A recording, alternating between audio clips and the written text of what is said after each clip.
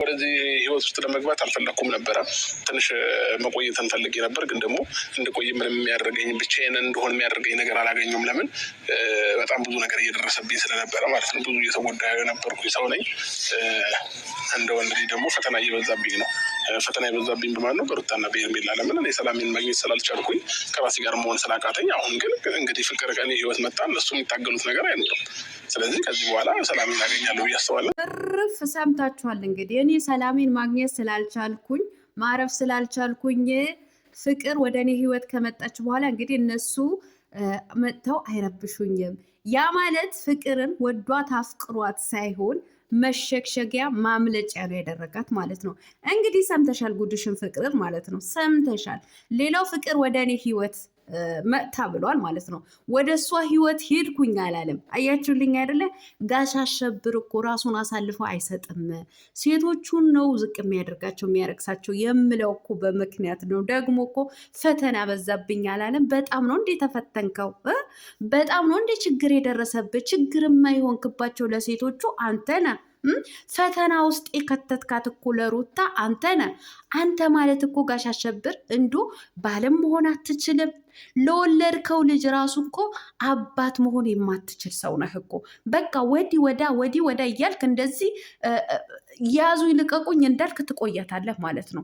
ለማንኛውም ውድ ተመልካቾች ላይክ፣ ሼር፣ ሰብስክራይብ እያደረጋችሁ እስከ መጨረሻው ከኔ ጋር ሆኖ እንግዲህ ትላንትና ዴቭ ቆራጡን አላማ ተናግሯል። ከቤተሰብ የምትወጣ ነገር ከሆነ እናት አባትን ለማጣት ከፈለግ በዚህ ህይወት ውስጥ ግባ ብሎታል ማለት ነው። ግን ዴቭ አረፈደባችሁም እንዶ ከፍቅር በፊት ስንት ሴት ጎትቶ መጣ። በዛን ሰዓት ይሄን አቋም ለምን አላሳያችሁ?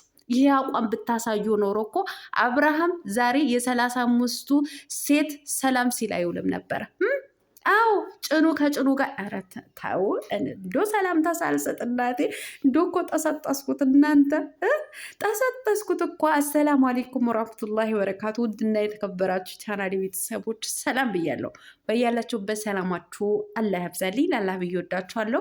ለቤቴ ወይ ለቻናሌ አዲስ ከሆናችሁ ሰብስክራይብ እንዲሁ የደወል ምልክቱን በመጫን ቤተሰብ ይሁኑ። ከዚህ በፊት ቤተሰብ ሆናችሁ ላይክ፣ ሼር፣ ኮመንት ለምታደርጉልኝና ለምታበረታቱኝ እጅግ በጣም አድርጌ ከልብ አመሰግናለሁ። አላህ ያክብርልኝ። ዛሬም እንደተለመደው በሌላ ቪዲዮ መጥቻለሁ። ቪዲዮን ከወደዳችሁ ላይክ፣ ሼር፣ ሰብስክራይብ ማድረጋችሁን እንዳትረሱ ውዶችዬ። የዛሬ ቪዲዮ መግቢያችሁ ላይ እንዳያችሁት ወይም እንዳደመጣችሁ የጀግኒቷ የአንበሲቷ የንግስቷ የሩታዬ ቪዲዮ ነው ማለት ነው። ያው በቤትሽ ስለመጣሽ እጅግ በጣም ደስ ብሎኛል ማለት ነው። ትላንትና ቤቷ ላይ መጥታ ነበረ ማለት ነው። ስላላመንኩኝ የሚያደርገው ነገር ፌስ ስለመሰለኝ እውነቱን ለመጠየቅ ነው ብላለች ማለት ነው። እንደ ሩታዬ ይሄ ሰውዬ እርግፍ አርገሽ ብትተዩ ነው የሚሻልሽ ማለት ነው። ቢመጣም ባል አይሆንሽም። ለልጅሽ እያልሽም ዝቅ ብትይ ለልጅሽ አባት አይሆንም። ይሄ አባትም ባልም ሆኖ ቤቱን ማስተዳደር የማይችል ሰው ነው። ምክንያቱም 35ቱን ብሏላ ቀለሟ እየተረጋጋሽ እና ምንድን ነው እንግዲህ እንደሰማችሁት ጋሽ አሸብር እኔ ህይወት ውስጥ ለመግባት አልፈለግኩኝም ነበረ።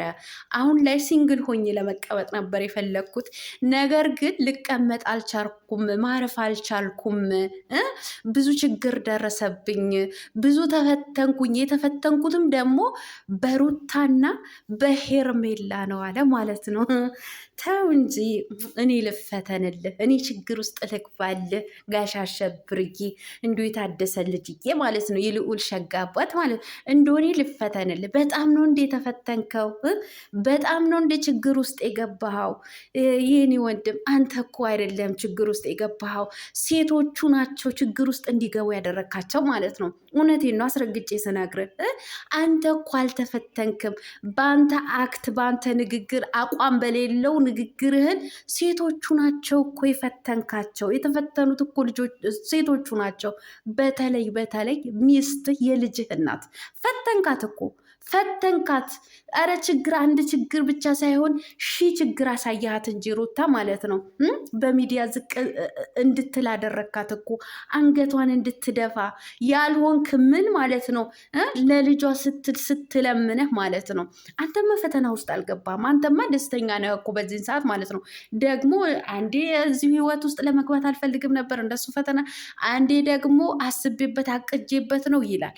አቋም ይኑር፣ አንድ አቋም ይኑር፣ አቋም ይኑር። እውነቴን ነው። ደግሞ ትላንትና ሲንግል ነበርኩኝ አለ። መቼ ነው አንተ ሲንግል ሆነ ያየነህ ማለት ነው? እንደው ሴት ከጭንህ ወጥቶ ያውቃል? መቼ ሲንግል የሚባለው እኮ አንድ ሰው ራሱን ጠብቆ ቆፍጠን ብሎ ሲቀመጥ ራሱን ሲያስከብር እኮ ነው። በቃ ከሴትን ከወንድም ሲርቅ፣ ሴት ከሆነች ከወንድ ርቃ ስትቀመጥ፣ ወንድ ከሆነ ከሴት ርቆ ራሱን አስከብሮ በቃ ቆፍጠን ብሎ ሲቀመጥ ሲንግል ይባላል። አንተ እኮ ሲንግል ሆነ አይተን አናቅም እኮ። ከሴት ርቀ ከሩታ ተለያየው ተፋታው ካልክበት ቀን ጀምሮ አንድ ቀን ለብቻህን ቪዲዮ ሰርተህ አታውቅም። መናት ሄርሜላ እዛ ጭንህ ውስጥ አስቀምጠ ብብት ውስጥ አስገብተህ ነበር እኮ የምታመጣለን። ሲንግል ነበርኩኝ አላላትም እንዴ? ምን ሆነህ ነው? አቋም ይኑርህ እንጂ ስትናገር። ስለዚህ እውነቴን ነው የምልህ አንተ ማለት ነው ጋሽ አሸብርዬ መቼም ቢሆን መቼም ባል መሆን አትችልም። ባል መሆን አትችልም። ለልጅህም ለልዑልም ራሱ አባት መሆን አትችልም። አባት ለመሆን ወይም ደግሞ ቆፍጣና የሆነ ባል ለመሆን ቆፍጠን በል በቃ ቆፍጠን። ምንድን ነው እዚህም እዛም እንደተለከፈ ውሻ እዚህም እዛም የምትቀምሰው ማለት ነው። ደግሞ ማረፊያ ስላጣው ነው። እነሱ ችግር ውስጥ ስለከተቱኝ፣ እነሱ ሰላም ስላሳጡኝ ነው። ያ ማለት አንተ ፍቅርን እኮ ወዳሃት አፍቅርሃት አይደለም። ወዳሃት አፍቅርሃት ሳይሆን ወደ እሷ ህይወት የገባኸው አንተ ከሴቶቹ ለማምለጥ ስትል መሸክሸግ ያደርግሃታል ማለት ነው። ሲቀጥል አንዳንዴ እንደ ወንድ ሁን እንጂ እኔ ብሰደብን ወንድ ነኝ ምንም የሚመጣብኝ ነገር የለም ብለህ አንዳንዴ እስኪ ወንድነትህን አሳየን። ሁልጊዜ ሴቶችን ስታመጣ ሴቶቹን ነው አሳልፈ የምሰጣቸው እንዲረገጡ ማለት ነው። አንተ እንኳ እኔ ወንድ ነኝ ብለህ እንትን አትለም። ሴቶቹ በሴትነታቸው ዝቅ እንዲሉ ታደርጋቸዋለህ። አሁንም ፍቅር ወደ ህይወቴ ከመጣቸው በኋላ መቼም እነሱ እየመጡ እኔን አስቸግሩኝም አልክ ማለት ነው።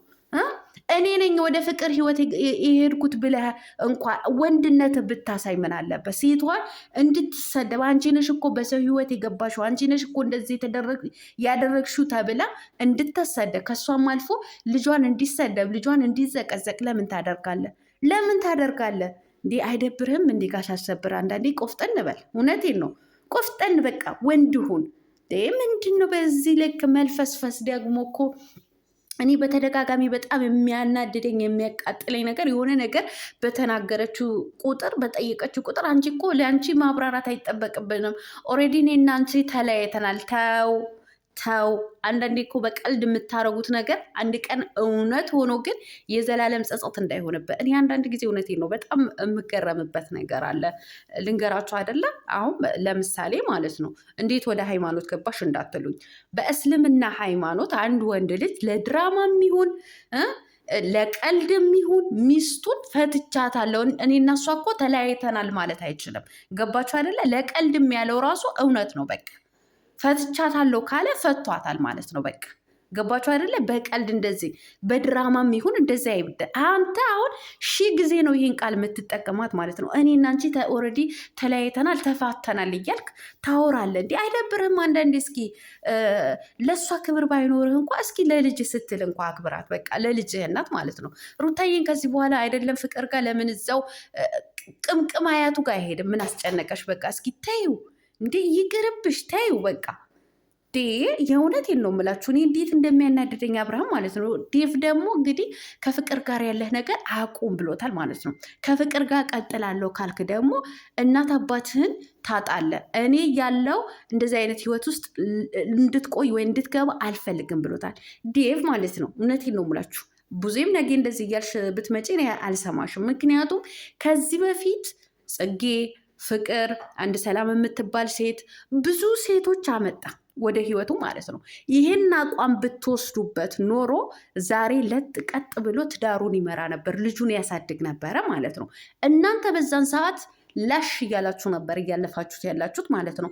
ታዲያ ዛሬ በ12ኛው ሰዓት እሱ በቃ እንደ ኦክሲጅን እንትን ብሎታል ልጁ ማለት ነው። በቃ ከሴት ጋር ከዚህም ከዛም ከዚችም ከዛችም እንትኑ በቃ ተዋህዶታል እሱ ማለት ነው። በቃ እንደ ልምድ አይቶታል ማለት ነው። ዛሬ የፈለገው ነገር ብትሉት እንኳ አይሰማችሁም ማለት ነው።